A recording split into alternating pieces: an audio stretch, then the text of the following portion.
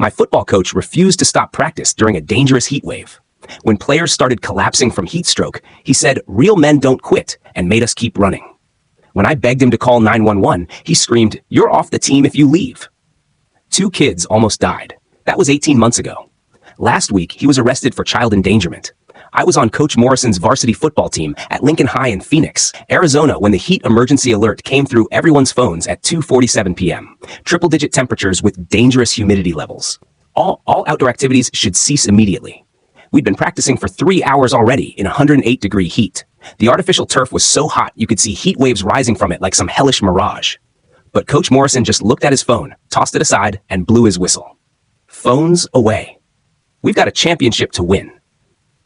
Coach Morrison was one of those old-school guys who thought suffering built character. He'd played college ball back in the 80s and never let anyone forget it. His philosophy was simple. Pain is weakness leaving the body. No water breaks during practice. No sitting out unless you were unconscious. And definitely no quitting because your phone told you it was hot outside. "Coach," I raised my hand, sweat already stinging my eyes. The weather service says a lot of things, Thompson. You know what I say? Champions are made when it's uncomfortable. Most of us had been playing under Coach Morrison since freshman year. We knew the drill. You didn't argue with him unless you wanted to run laps until you puked. So when he ordered us to start suicide sprints across the scalding turf, we lined up. But this felt different. The air was thick like breathing through a wet towel. My jersey was already soaked through, and we hadn't even started the real workout yet. I glanced at my teammate Marcus, whose face was already bright red. He gave me this look like, "This is insane," but neither of us said anything. The artificial turf was literally burning our feet through our cleats.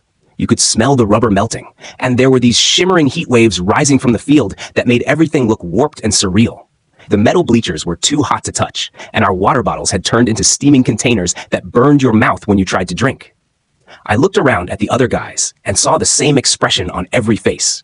This growing realization that Coach Morrison was going to kill us today. David Chen was already struggling to breathe properly, making these wheezing sounds between sprints. Marcus kept wiping sweat from his eyes, but it was pouring down faster than he could clear it. The heat index had to be over 120 degrees on that turf. The Weather Service warning specifically mentioned that outdoor physical activity could be fatal in these conditions, especially for young people whose bodies couldn't regulate temperature as effectively as adults. But Coach Morrison either didn't know or didn't care about any of that.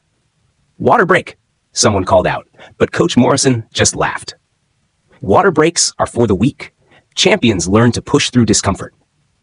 That's when I realized this wasn't just about football practice anymore. This was about Coach Morrison proving some twisted point about mental toughness and refusing to admit that maybe, just maybe, the Weather Service knew better than he did about heat safety. The first kid went down after 20 minutes. Jimmy Castellanos, a sophomore linebacker, just crumpled mid-sprint like someone had cut his strings. He hit the turf hard and didn't get up. Steam was literally rising from the artificial grass where he lay. "Get up, Castellanos!" Coach Morrison screamed from the sideline. "You think the other team's going to give you a timeout because you're tired?" Jimmy tried to push himself up, but his arms were shaking. When he managed to lift his head, his eyes looked glassy and unfocused. "Coach, something's wrong with him," said Marcus, jogging over. "He looks really bad."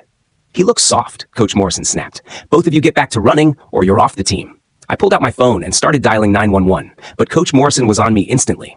He grabbed my wrist so hard I dropped the phone. "What did I tell you about phones during practice?" "Jimmy needs help. Look at him." Jimmy was now lying completely flat on his back, chest rising and falling rapidly. His skin looked pale despite the heat, and there were white patches around his mouth. "He needs to toughen up, just like all of you." Coach Morrison kicked my phone away. "Anyone else feeling sorry for themselves?" That's when the second kid collapsed. Alex Rodriguez, our starting quarterback, stumbled sideways during a sprint and went down hard. Unlike Jimmy, Alex started convulsing, his whole body jerking like he was being electrocuted while foam bubbled from his mouth. 3 of us ran toward him, but Coach Morrison stepped in our path. "Nobody moves until I say so." This is exactly the kind of mental weakness that loses games. "He's having a seizure," I shouted. "He's being dramatic. You want to coddle him? You want to tell him he's special? That's how you create losers." Alex's convulsions were getting worse. His back was arching off the ground and his eyes had rolled back in his head. I'd never seen anything so terrifying in my life. I tried to run past Coach Morrison to help Alex, but he grabbed my shoulder pads and yanked me back. "You take one more step and you're done. Off the team. No college scouts, no scholarship, nothing." Marcus stepped up beside me. "Coach, we need to call 911 right now. What we need is players who don't quit when things get tough. That's when I snapped. I shoved Coach Morrison as hard as I could and sprinted toward the school building. He was yelling behind me about being kicked off the team, being a disappointment, being weak. But all I could think about was Alex convulsing on that burning turf while Jimmy lay motionless next to him. I burst through the athletic department doors and grabbed the phone from Miss Peterson's desk. 911. What's your emergency? 2 kids collapsed from heat stroke at Lincoln High School. They need ambulances now. The dispatcher asked for details while I watched through the window as more players started dropping. Marcus was kneeling next to Alex, who had stopped convulsing but wasn't responding. Another kid, David Chen, was stumbling around like he was drunk. Coach Morrison stood in the middle of it all, still blowing his whistle, still shouting about champions and weakness while his players fell around him. The paramedics arrived 12 minutes later. By then, 5 kids were down. The EMTs took one look at the scene and started yelling at Coach Morrison about criminal negligence. They loaded Jimmy and Alex into ambulances, while Coach Morrison stood there insisting this was all an overreaction. Alex's core body temperature was 106.8 degrees when they got him to the hospital. Jimmy's was 105.2. The doctors said another 10 minutes and we would have been planning funerals instead of hospital visits. My parents picked me up from the police station at 11 p.m. that night. I'd spent 8 hours giving statements to detectives about exactly what Coach Morrison did and said while kids were dying on his field. He kept saying we were being weak, I told Detective Williams. Even when Alex was having seizures, he said we were just being dramatic. The detective wrote everything down, nodding when I mentioned Coach Morrison physically stopping us from helping our teammates. Mom cried the entire drive home. Dad kept asking if I was okay, but I wasn't sure how to answer. Physically, I was fine. But watching your coach choose his ego over your friends' lives does something to you. School was canceled the next day while investigators interviewed everyone who was at practice. The principal, Dr. Martinez, held a press conference where she looked exhausted and kept apologizing to parents. Alex spent 4 days in the ICU. His kidneys had started shutting down from the heat stroke. Jimmy was released after 2 days, but the doctor said he'd have neurological issues for months. 3 other players were treated for severe dehydration and heat exhaustion. Coach Morrison was placed on administrative leave pending investigation. His first statement to the media was that he'd followed all proper safety protocols and that some players today just weren't tough enough for competitive sports. The local news picked up the story on day 3. Channel 12 ran footage from someone's phone showing Alex convulsing while Coach Morrison stood over him yelling. The comments section filled up with former players sharing their own stories about Coach Morrison's dangerous methods. By day 5, Morrison must go was trending on social media. Parents were sharing photos of their kids hooked up to IV bags in hospital rooms, while Coach Morrison's supporters called them snowflakes, who were destroying traditional coaching. The school board held an emergency meeting on day 7. The room was packed with parents demanding answers. How long had they known about Coach Morrison's methods? Why weren't there protocols to protect kids from coaches who put winning above safety? Dr. Martinez announced that the district was launching a full investigation into the athletic department's safety procedures. She also revealed that this wasn't the first complaint about Coach Morrison. There had been 3 others over the past 5 years, all involving players being pushed to dangerous physical limits. On day 10, the parents of all affected players met with a lawyer named Patricia Sullivan, who specialized in educational negligence cases. She spread out photos of medical charts and temperature readings while explaining how Coach Morrison's actions constituted criminal child endangerment. What he did went beyond poor judgment, she told us. He physically prevented students from seeking medical help during a life-threatening emergency. That's criminal behavior. The civil lawsuit was filed on day 12. 23 families joined as plaintiffs, seeking damages for medical expenses, emotional trauma, and negligent supervision. The filing detailed every instance of Coach Morrison prioritizing his authority over student safety. Alex's parents held their own press conference on day 14. His mom, Mrs. Rodriguez, stood at a podium with tears streaming down her face while describing her son's kidney damage and ongoing neurological issues. He wanted to quit the team last year because of Morrison's methods, she said. But we told him to stick it out, that coaches know best. We were wrong. We almost lost our son because we trusted a man who saw children as disposable tools for his ego. The criminal investigation intensified when a former assistant coach came forward with recordings. Jake Manning had been documenting Coach Morrison's methods for 2 years, including audio of him telling players to walk off obvious injuries and threatening scholarships if anyone sought medical attention. The recordings revealed a pattern of psychological manipulation. Coach Morrison would identify the most dedicated players and use their dreams against them. You want to play college ball? Then prove you're tougher than everyone else. Real champions don't need doctors. On day 18, Detective Williams called me with an update that made my blood run cold. They'd found evidence that Coach Morrison knew about the heat emergency before practice started. He'd received the alert at 1:30 p.m., but deliberately hid it from us because he thought it would make us soft. Text messages between Coach Morrison and his wife showed him complaining about helicopter parents and participation trophy culture while his players were being loaded into ambulances. The district attorney announced charges on day 21. 5 counts of child endangerment, 1 for each player who required hospitalization. Coach Morrison turned himself in wearing a suit and tie, telling reporters he was being persecuted for maintaining standards. His bail hearing was a circus. The courtroom was packed with parents on one side and his supporters on the other. The judge set bail at $75,000, which his attorney paid immediately. Coach Morrison's first interview after posting bail was with a conservative sports podcast that spent an hour discussing how modern parents were destroying athletics. He painted himself as a victim of political correctness, claiming his methods had produced champions for 30 years. "These kids today don't understand what it takes to win," he said. Their parents call 911 the minute things get uncomfortable. How are we supposed to build character if we're afraid of every weather report? The podcast episode went viral, dividing social media between those who saw him as an old-school hero and those who recognized him as a child abuser who hid behind sports tradition. Alex returned to school on day 28, but he was different. The heat stroke had affected his cognitive processing, and he struggled with tasks that used to be easy. His dreams of playing college football were over, replaced by twice-weekly appointments with neurologists and speech therapists. I visited him at home that weekend. We sat in his backyard under an umbrella, both of us jumping whenever the air conditioner kicked on, because the sound reminded us of that whistle. "I keep thinking about what would have happened if you hadn't called 911, Alex said, his words slightly slurred from the brain damage. "Morrison would have let us die for his stupid championship." The preliminary hearing was set for 6 weeks out. In the meantime, more former players started coming forward with stories about Coach Morrison's dangerous methods. The athletic department received 47 formal complaints, dating back 15 years. Dr. Martinez resigned on day 35 after emails surfaced showing she'd dismissed multiple safety concerns about Coach Morrison because the football program brings prestige to the district. Her resignation letter mentioned liability concerns and insurance implications, but nothing about the kids who were still dealing with medical issues. The teachers' union initially defended Coach Morrison, claiming he was being scapegoated for following established coaching protocols. But when the recordings were released showing him preventing students from calling for help during medical emergencies, they quietly withdrew their support. On day 40, Jimmy's neurologist released a statement saying the heat stroke had caused permanent damage to his hippocampus. He'd struggle with memory formation for the rest of his life, all because Coach Morrison thought calling 911 showed weakness. The preliminary hearing lasted 3 days. The prosecution played the audio recordings of Coach Morrison threatening players while they begged to help their collapsed teammates. Several parents had to leave the courtroom when they heard him saying, "Real men don't quit," while Alex was having seizures. Coach Morrison's lawyer argued that heat emergencies were part of football, that his client couldn't have predicted such severe reactions, and that the players had voluntarily assumed the risks of competitive athletics. The judge wasn't buying it.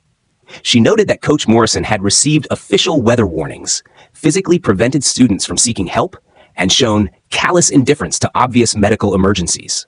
All charges were bound over for trial. The school district settled out of court on day 58 for $12 million, distributed among the affected families.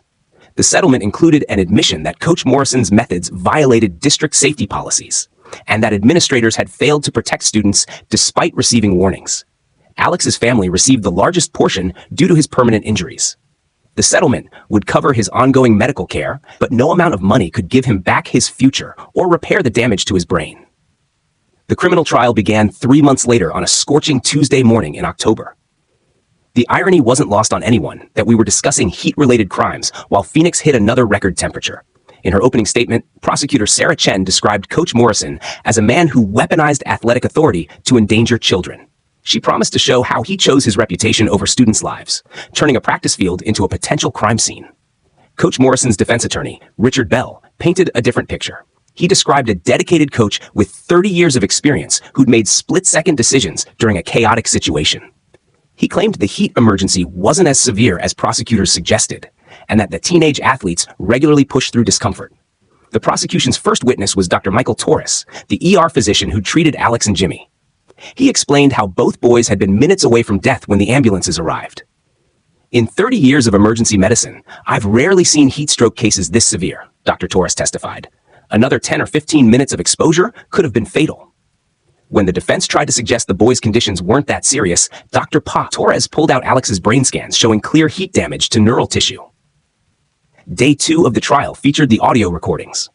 The courtroom went silent as Coach Morrison's voice filled the speakers, threatening to kick players off the team while their teammates collapsed around them. The most damning recording was time-stamped at 3:12 p.m., 17 minutes after Alex had started seizing. Coach Morrison could be heard telling a player, "If you're more worried about your friend than winning games, maybe you don't belong here." Several jurors visibly recoiled. One woman in the back row wiped away tears. I testified on day 3, walking the jury through every detail of that practice. The prosecutor had me describe the exact moment I realized Coach Morrison would rather let players die than admit he was wrong about stopping practice. When Alex started having seizures, what did Coach Morrison do? The prosecutor asked. He stood over him and said it was drama. He said Alex was being weak, and we were all falling for it.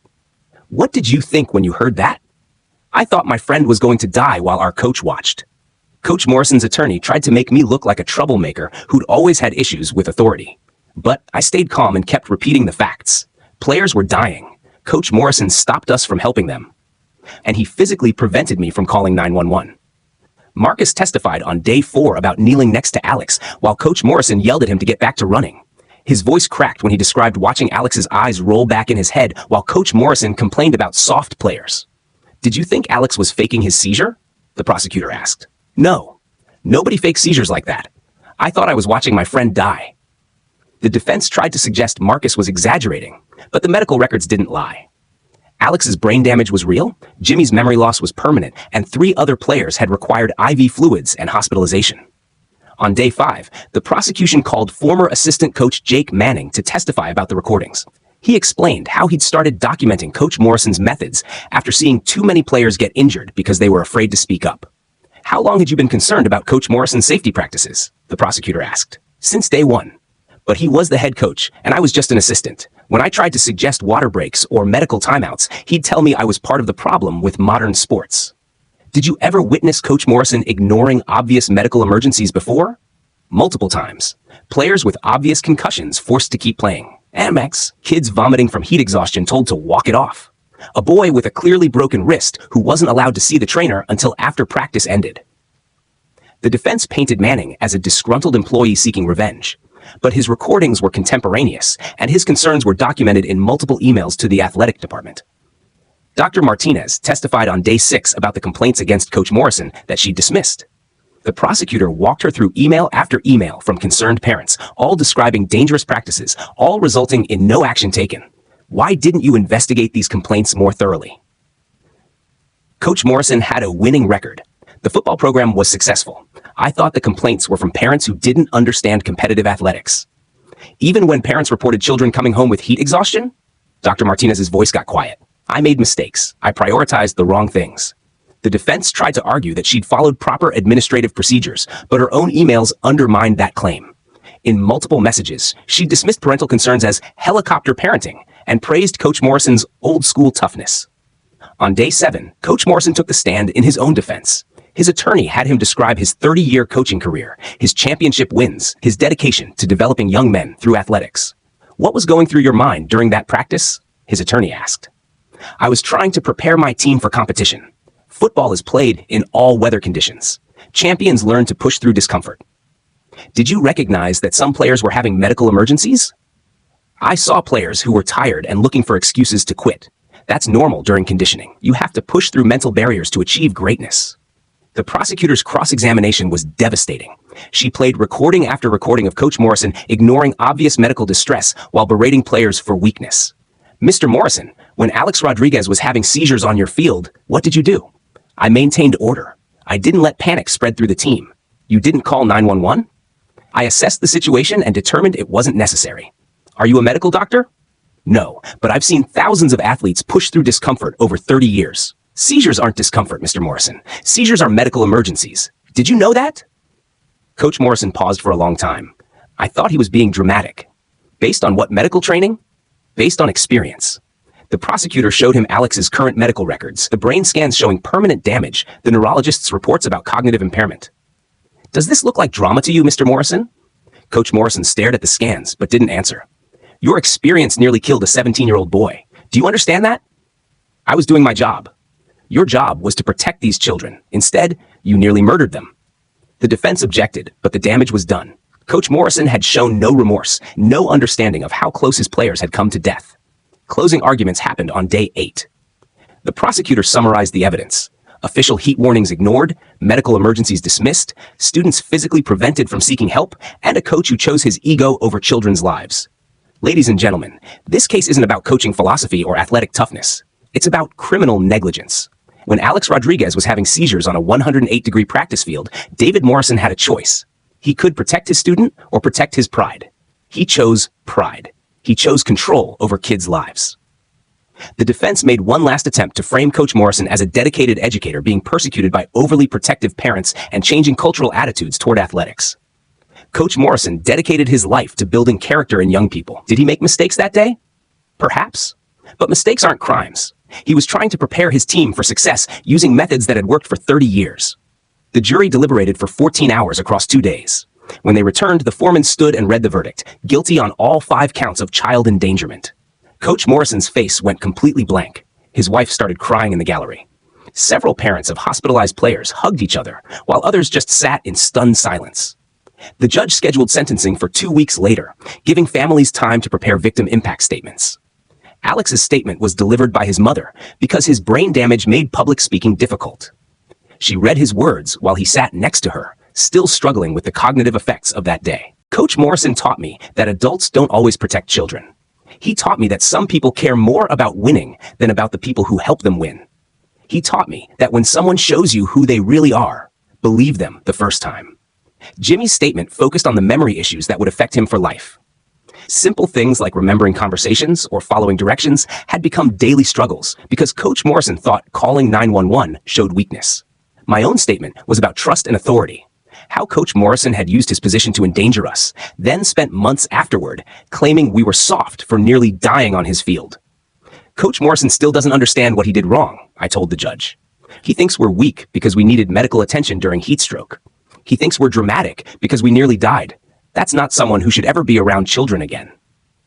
The judge sentenced Coach Morrison to 8 years in prison with possibility of parole after 5. She noted his complete lack of remorse and his continued insistence that he'd done nothing wrong.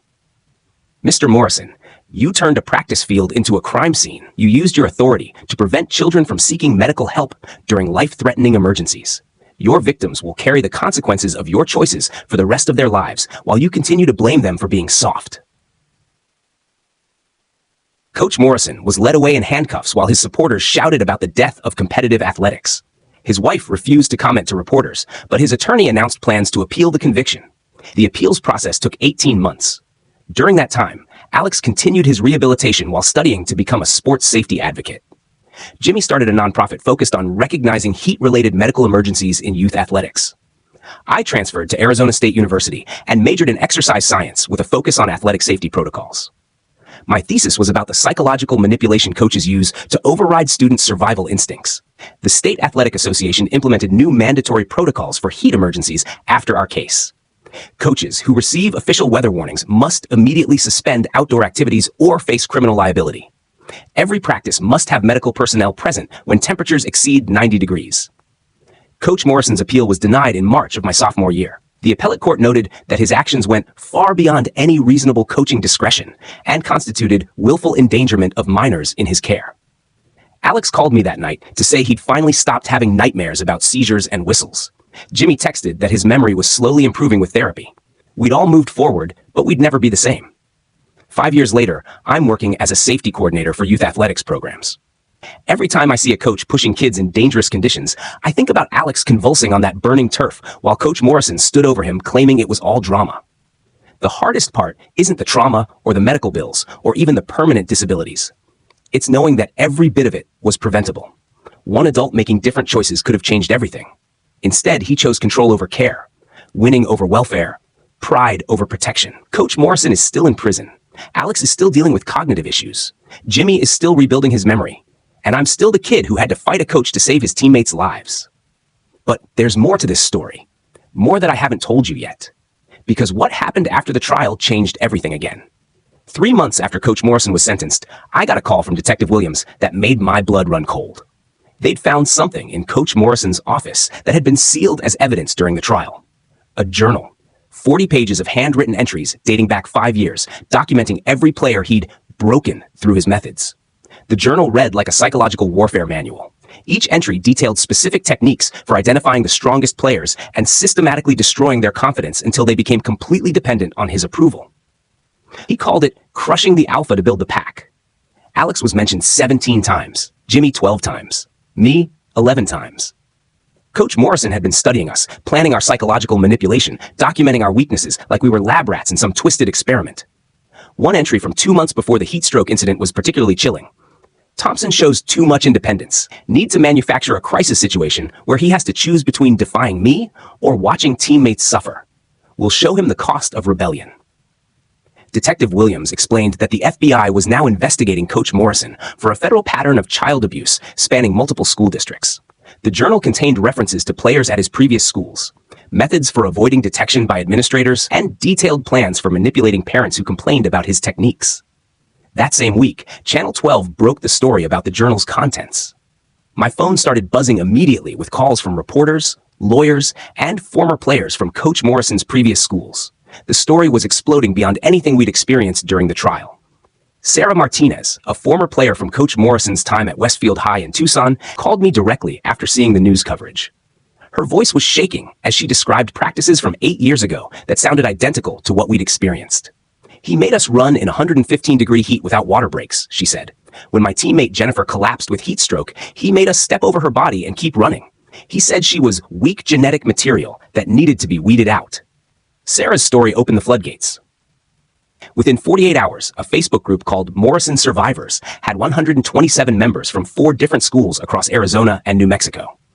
The stories were horrifyingly consistent: extreme heat training, medical neglect, psychological manipulation, and administrators who looked the other way because of winning records. The most disturbing pattern was Coach Morrison's method of selecting victims. He would identify the most talented, confident players and systematically destroy their self-worth until they became completely dependent on his approval. Players who showed independence or questioned his methods received special attention designed to break them psychologically. Rebecca Sullivan, our lawyer, filed for the journal to be unsealed for public review. The judge agreed, stating that the contents revealed a pattern of criminal behavior that extended far beyond our case. When the full journal was released, it contained detailed profiles of 89 different players across his career. Each profile included physical descriptions, psychological assessments, family backgrounds, and specific manipulation strategies. Coach Morrison had rated players on what he called a dominance-resistance scale and planned individualized breaking techniques accordingly. My own profile was 3 pages long. Coach Morrison had noted my leadership tendencies and protective instincts toward weaker players as threats to his authority that needed to be systematically dismantled. He'd planned to use medical emergencies involving my teammates as leverage to force my submission. The entry about the heat stroke practice was particularly disturbing. Perfect opportunity to demonstrate consequences of defiance. We'll push practice during heat advisory. Thompson will either submit to authority or watch teammates suffer from his rebellion. Either outcome reinforces my control. Reading those words, I realized the heat stroke incident wasn't a coaching mistake or poor judgment. It was a deliberately orchestrated psychological attack designed to break my independence by forcing me to choose between defying him or watching my friends die. The FBI expanded their investigation to include all 4 schools where Coach Morrison had worked. They discovered that he'd been fired from his first position in Albuquerque after a player died during a wrestling practice in extreme heat. But the death was ruled accidental, and he'd moved to a new district without the incident appearing on his record. At his second school in Las Cruces, 3 players had been hospitalized for heat-related illnesses during his tenure, but parents were told these were freak accidents and no investigation was conducted. Coach Morrison had learned to be more careful, documenting everything to build plausible deniability while continuing his systematic abuse. The journal revealed that he'd studied sports psychology extensively, not to help players improve, but to identify psychological pressure points that would make them more compliant. He'd taken courses on trauma bonding, learned about Stockholm Syndrome, and applied these techniques to create players who were psychologically dependent on his approval. Former assistant coaches started coming forward with their own evidence. Mark Stevens, who'd worked under Coach Morrison for 3 years at Roosevelt High, provided recordings of staff meetings where Coach Morrison discussed breaking problem players. and shared techniques for avoiding liability while pushing kids to dangerous physical limits. He called it disaster training, Stevens told investigators. He would deliberately create emergency situations during practice to see how players responded under extreme stress. Kids who showed independence or tried to help teammates were marked for special attention. The recordings revealed that Coach Morrison had been training assistant coaches in his methods, spreading his techniques throughout the athletic department. He'd created a systematic program for psychological manipulation disguised as character building. Dr. Patricia Williams, a forensic psychologist brought in by the FBI, reviewed Coach Morrison's journal and concluded that his methods met the clinical definition of organized psychological torture. Her report stated that Coach Morrison had used systematic application of psychological pressure designed to break individual will and create trauma-bonded dependence. The most disturbing revelation came when investigators analyzed Coach Morrison's coaching certifications. He'd attended multiple seminars on sports psychology and crisis management, not to learn proper techniques, but to identify methods he could subvert for his own purposes.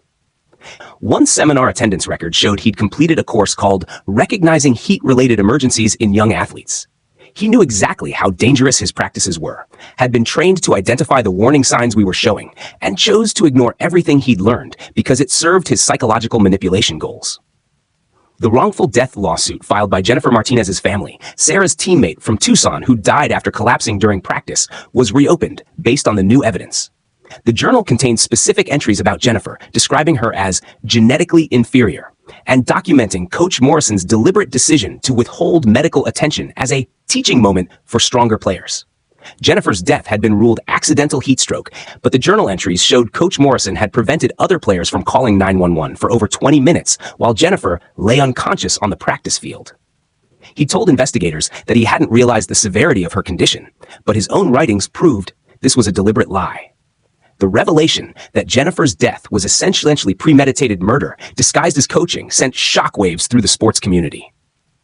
Coaches across the country started getting questioned about their own methods as parents realized how easily systematic abuse could be hidden behind athletic tradition.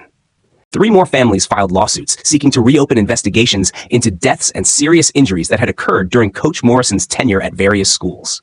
Each case showed the same pattern: emergency situations where Coach Morrison had delayed or prevented medical intervention while documenting his rationale for doing so. The journal contained a section called Legal Protection Strategies, where Coach Morrison had outlined methods for avoiding criminal liability while continuing his abuse. He'd studied court cases involving coaches, learned what evidence prosecutors needed, and specifically designed his methods to fall just below the threshold of prosecutable offenses. Until our case, the audio recordings I'd made had provided the direct evidence of him preventing medical intervention that prosecutors needed. Without those recordings, he would have gotten away with nearly killing Alex and Jimmy, just like he'd gotten away with Jennifer's death and countless other incidents. The federal investigation expanded to include the athletic departments at all 4 schools where Coach Morrison had worked. FBI agents discovered that administrators had been systematically covering up complaints, transferring problem coaches rather than investigating them, and prioritizing winning records over student safety. Dr. Martinez, our former principal, was arrested on charges of conspiracy to commit child endangerment after emails surfaced showing she'd been aware of Coach Morrison's methods and had actively helped him avoid scrutiny. Her messages revealed discussions about managing parent complaints and protecting valuable staff members from overzealous investigations. The conspiracy reached the district level. Superintendent Robert Hayes was placed on administrative leave when investigators found evidence that he'd been involved in transferring Coach Morrison between schools to avoid liability issues. Internal documents showed the district had been paying settlements to injured players while allowing Coach Morrison to continue coaching.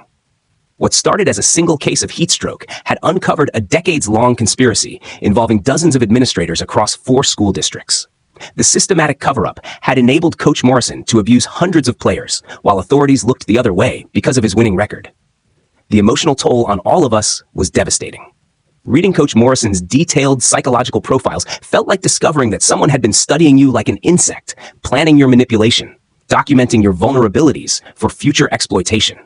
Alex had nightmares for weeks after learning how extensively he'd been analyzed and targeted. Jimmy's parents pulled him out of therapy for a month because reading his psychological profile in the journal had triggered severe panic attacks. Coach Morrison had written about Jimmy's desperate need for approval and his plan to use that weakness to ensure complete compliance. My own entry was the longest because Coach Morrison had identified me as the primary threat to his authority. He'd written about my protective instincts and natural leadership qualities as problems that needed to be systematically eliminated through targeted humiliation and forced complicity in teammate suffering.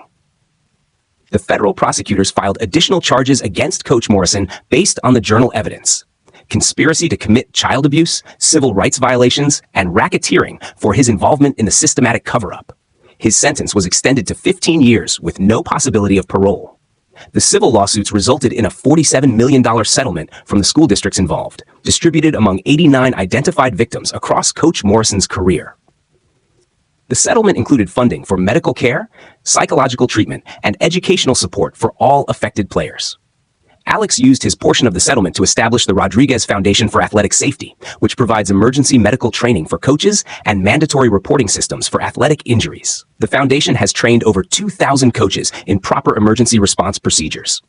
Jimmy started a nonprofit organization called Voices for Athletes that helps young people report abusive coaching situations and provides legal support for families fighting athletic department cover-ups.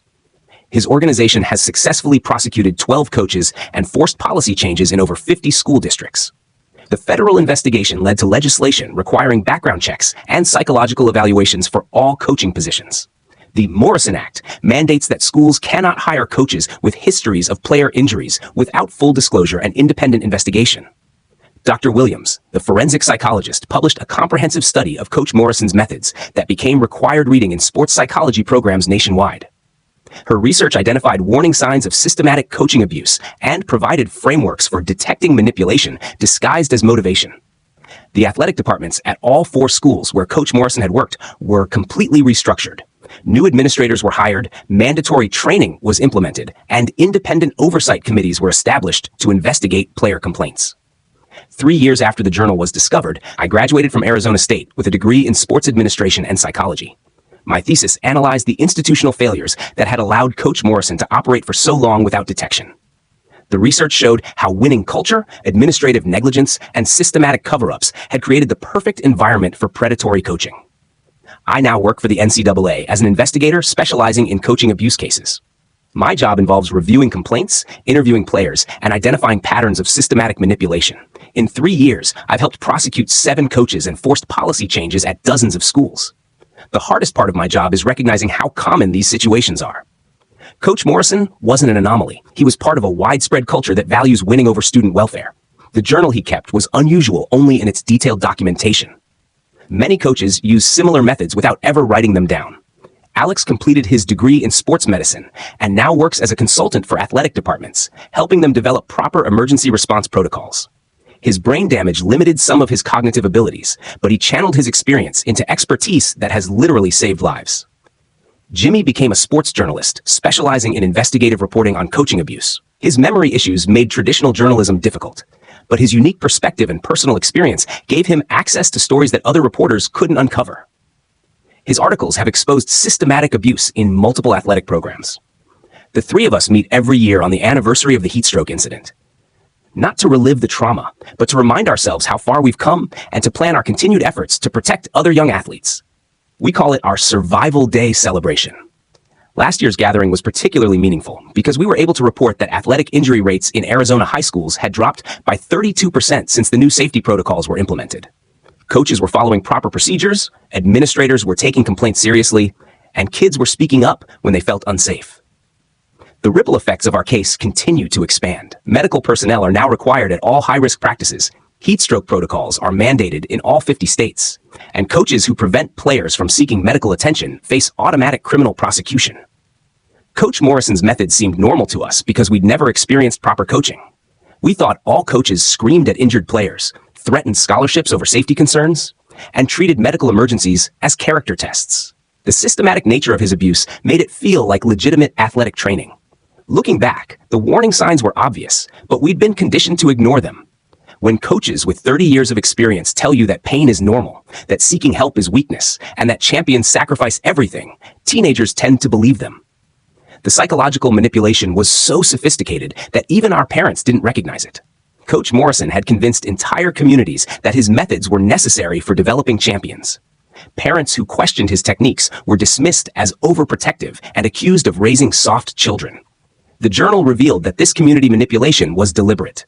Coach Morrison had studied how to influence not just players, but their families and school administrators. He knew that isolating his victims required controlling the entire environment around them. One of the most disturbing journal entries described his strategy for handling parent complaints.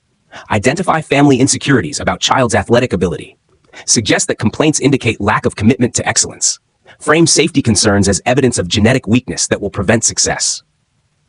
He'd used our dreams against us. Every player who wanted to compete at the college level was told that questioning his methods would ruin their chances. He'd convinced us that college scouts only wanted players who could handle extreme conditions without complaint. The manipulation extended to our academic performance.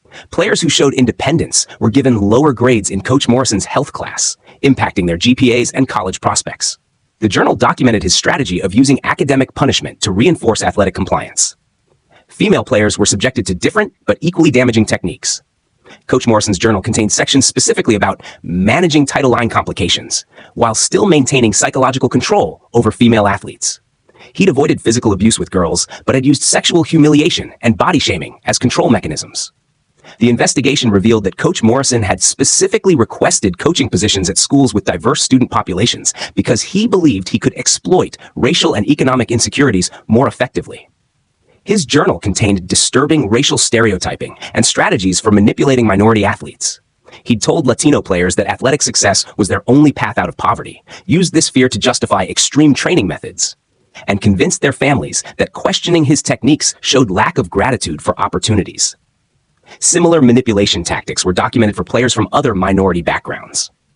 The systematic nature of his predatory behavior became clear when investigators analyzed his career moves. He deliberately sought positions at schools with weak administrative oversight, communities that prioritized athletic success over student welfare, and districts with histories of covering up coaching problems. Each time complaints against him became too numerous to manage, Coach Morrison would resign and move to a new district before investigations could be completed. School administrators, eager to avoid bad publicity, would provide positive references to help him move on rather than document his problematic behavior. The pattern might have continued indefinitely if not for the audio recordings I'd made during that practice. The direct evidence of him preventing medical intervention finally provided prosecutors with the criminal proof they needed to break through the protective culture surrounding abusive coaches. Dr. Williams's research showed that Coach Morrison represented a specific type of predatory educator who uses institutional authority to abuse children while appearing to serve their best interests. These individuals are particularly dangerous because they're skilled at manipulating community perceptions and avoiding detection. The federal legislation passed in response to our case requires mandatory reporting of all athletic injuries, independent investigation of coaching complaints, and criminal background checks for all coaching positions. Schools can no longer quietly transfer problem coaches without disclosure. The Morrison Act also established federal funding for emergency medical training in school athletic departments and created whistleblower protections for students, parents, and staff who report coaching abuse. Retaliation against complainants now carries federal criminal penalties. Athletic programs nationwide have been forced to reevaluate their coaching methods and safety protocols. The liability concerns alone have driven significant changes, but the cultural shift toward prioritizing student welfare over winning records has been even more important. My work with the NCAA involves reviewing hundreds of coaching abuse complaints each year. The patterns are remarkably consistent. Isolation of victims, manipulation of dreams and insecurities, systematic prevention of help-seeking, and institutional cover-ups to protect valuable programs. The Morrison case established legal precedents that make it much easier to prosecute coaches who endanger students. Courts now recognize that preventing medical intervention during emergencies constitutes criminal child endangerment, regardless of coaching philosophies or institutional traditions. Insurance companies have also driven policy changes by refusing to cover schools with histories of coaching-related injuries. The financial liability of employing abusive coaches now outweighs their potential benefits to athletic programs, creating economic incentives for proper oversight.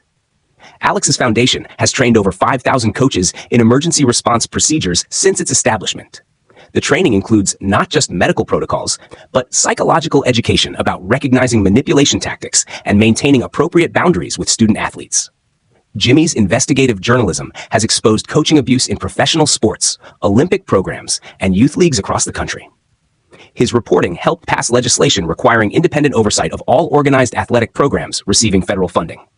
The three of us have testified before Congress multiple times about the need for federal regulation of school athletics. Our combined expertise, medical, legal, and investigative, has helped shape national policy on student-athlete protection. The personal cost of becoming advocates has been significant. We've all struggled with PTSD, relationship difficulties, and the emotional burden of constantly reliving traumatic experiences to help other victims. But we've also found purpose and healing in protecting other young athletes. The Survivor Network that grew out of our case now includes over 400 former players from dozens of schools. We provide support for each other, share resources for healing, and coordinate advocacy efforts to prevent future abuse. Many survivors have gone into education, sports medicine, law, or psychology, channeling their experiences into careers focused on protecting children. The ripple effects of Coach Morrison's abuse inadvertently created a generation of advocates committed to systematic change. The most rewarding part of our advocacy work is hearing from current student athletes who feel empowered to speak up when they feel unsafe. The cultural changes we've helped create have given young people permission to prioritize their well-being over athletic achievement. School athletic programs are now required to display posters with emergency contact information and abuse reporting procedures. Students are taught that questioning unsafe conditions is not weakness, but responsibility, and that their safety matters more than any game or championship. The changes haven't been universally welcome. Some coaches and administrators have resisted the new oversight requirements, claiming they interfere with competitive athletics. But the legal and financial consequences of ignoring safety protocols have made compliance largely universal. Old school coaching methods are increasingly recognized as outdated and potentially criminal. The idea that suffering builds character has been replaced with evidence-based training techniques that prioritize long-term athlete development over short-term compliance through fear. Coach Morrison is now 57 years old and serving his sentence at a federal correctional facility in Colorado. He's been in prison for 5 years and has shown no remorse for his actions. His appeals have all been denied, and he'll be eligible for supervised release when he's 68 years old. Prison reports indicate that Coach Morrison continues to maintain his innocence and blames his victims for being too weak for competitive athletics. He's apparently written letters to former players claiming that our advocacy work is destroying American sports and creating a generation of soft athletes. The psychological evaluation required for his potential parole consideration concluded that Coach Morrison shows no insight into his behavior, continues to minimize the harm he caused, and represents an ongoing threat to any children in his future care. The likelihood of early release is essentially zero. Alex's cognitive abilities have improved significantly with therapy and medical treatment, though he still struggles with short-term memory and processing speed. He's married now and works part-time while managing his foundation. His wife understands his limitations and has been incredibly supportive of his advocacy work. Jimmy's memory issues have also improved, though he still has difficulty with certain types of recall.